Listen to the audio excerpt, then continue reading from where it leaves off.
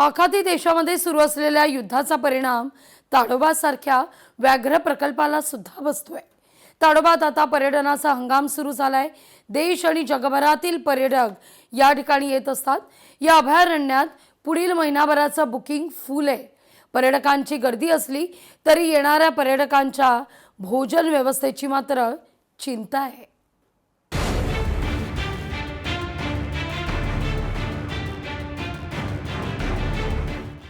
आखाती युद्धाची झळ ताडोबा अभयारण्याला।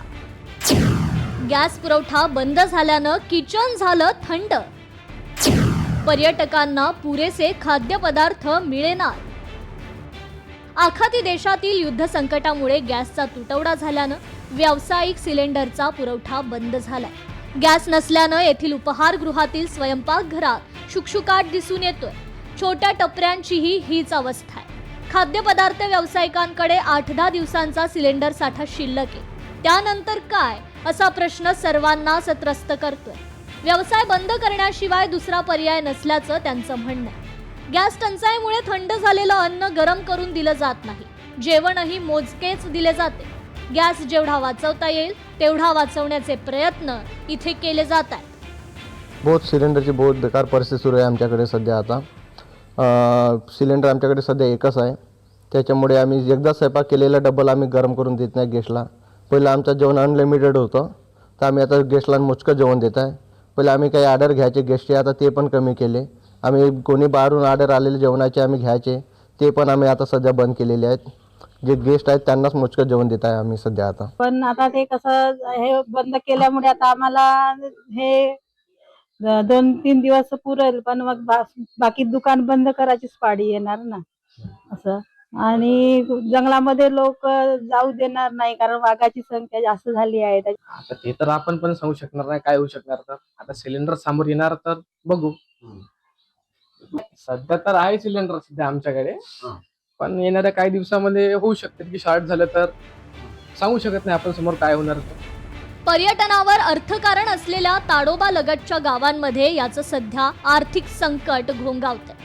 सिलेंडर उपलब्ध न झाल्यास आर्थिक संकट आणखी गंभीर होण्याची शक्यता निर्माण झाली आहे। युद्धामुळे आंतरराष्ट्रीय उड्डाणं बंद झाल्यानेही बुकिंग रद्द झाल्या आणि ताडोबातील परिस्थितीमुळे पर्यटक बुकिंग रद्द करतायत। याचा मोठा फटका स्थानिकांना सोसावा लागणार आहे।